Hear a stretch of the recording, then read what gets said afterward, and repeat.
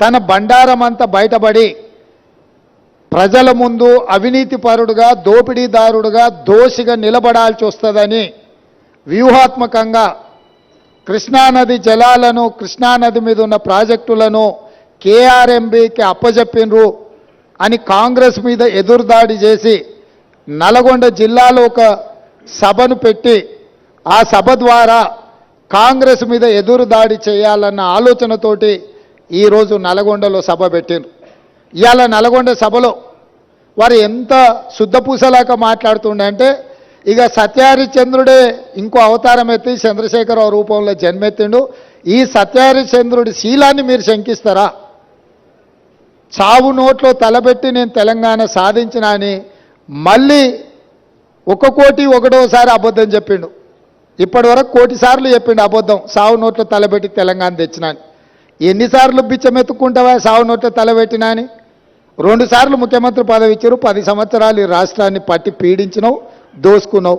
ఇంకా కూడా సావు నోట్ల తలకాయ పెట్టినా సావు నోట్ల తలకాయ పెట్టినా అని మాటలు చెప్తున్నావు. సావు నోట్ల తలకాయ పెట్టిన చంద్రశేఖరరావు శాసనసభలో నీ అవినీతి మీద చర్చ పెడితే నువ్వు నిజంగా సత్యహరిశ్చంద్రునివే, సత్యహరిశ్చంద్రునికి మరో జన్మని ఎత్తినోనివి అయితే అక్కడ వచ్చి కూర్చొని మాట్లాడేది ఉండే.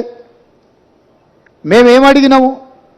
అయ్యా కృష్ణానది జలాల మీద శాసనసభలో ఏకగ్రీవ తీర్మానం చేసి కేంద్ర ప్రభుత్వం ప్రాజెక్టుల స్వాధీనానికి చేస్తున్న ప్రయత్నాన్ని అందరము తీర్మానం పాస్ చేసి కేంద్ర ప్రభుత్వ విధానాలను వ్యతిరేకిద్దాం రమ్మని మేము అడిగినాం. మీరు రాలేదు. కేంద్ర ప్రభుత్వానికి కాంగ్రెసే అప్పజెప్పిందని అబద్ధాలు నువ్వు చెప్తే వాస్తవాలను డిసెంబర్ 1, 2023 నాడు మీరు ముఖ్యమంత్రిగా మీ కార్యదర్శి స్మితా సబర్వాల్ గారు రాసిన లేఖను అప్పజెప్పడానికి పూర్తిగా మీరు చేసిన ప్రయత్నాన్ని ఆధారాలతో సహా శాసనసభలో ప్రభుత్వం బయటపెట్టింది. దాని తర్వాత నేనేమన్నా కాళేశ్వరం మీద ఎంతోమందికి అపోహలు ఉన్నాయి, అనుమానాలు ఉన్నాయి. అక్కడికి ఎవరిని రాణిస్తలేరు, అక్కడికి ఎవరైనా వెళ్తే పోలీసులు అడ్డుకుంటున్నారని తెలంగాణ సమాజంలో ఎన్నో అనుమానాలు ఉన్నాయి. ఈ అనుమానాలను నివృత్తి చేయడానికి మంత్రులను, ప్రజాప్రతినిధులను, పత్రికా మిత్రులను అందరినీ తీసుకొని వెళ్ళి వాళ్ళకు చూపిద్దాము, అందరం కలిసికట్టుగా వెళ్దామని మా మంత్రి గారు మీకు లేఖ రాయడం జరిగింది. లేఖతో పాటు 13 తారీఖు నాడు వెళ్దామని మేము అన్నాము. ఒకవేళ మీకు ఏవైనా ఇతరత్ర కార్యక్రమాలు ఉంటే మీరు తారీఖు మార్చమన్నా మారుస్తామని చెప్పి శాసనసభలోనే స్వయంగా నేనే మీకు చెప్పడం జరిగింది. ఒకవేళ బీఆర్ఎస్ నాయకులకు 13 తారీఖు నాడు ఇతర కార్యక్రమాలు ఉంటే మీరు నిర్ణయించిన తారీఖు నాడు అఖిలపక్షం అందరము అక్కడికి వెళ్దాము, పత్రికల వాళ్ళని తీసుకెళ్దాము, అక్కడ జరుగుతున్న పరిణామాలు, నిర్మాణంలో లోపాలను, దాని మీద తీసుకోవాల్సిన చర్యల్ని ప్రజల సమక్షంలోనే ప్రజా కోర్టులోనే చర్చించుకుందామని రమ్మని చెప్పినాము. మీరు రాలేదు. రాకపోను శాసనసభలో చర్చకు కూడా మీరు రాలేదు. శాసనసభలో జరిగిన చర్చలో మీరు పాల్గొనలేదు.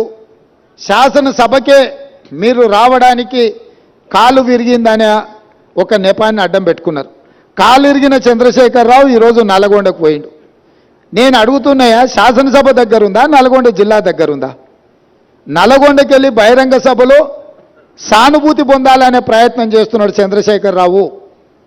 సానుభూతి పొందడానికి మీరు దవాఖానలు ఉన్నప్పుడు మేమందరం వచ్చినాం, సానుభూతి చూపించినాం. సానుభూతి చూపించాల్సిన సందర్భంలో ప్రజలు కానీ ప్రతిపక్షాలు కానీ మేమందరం సానుభూతి చూపించినాం. ఈరోజు కేవలం కాళేశ్వరం అవినీతి మీద చర్చ జరగకుండా, కాళేశ్వరంలో మీ దోపిడీని ప్రజల దృష్టిలో పడకుండా ఉండడానికే ఈరోజు మీరు నల్గొండ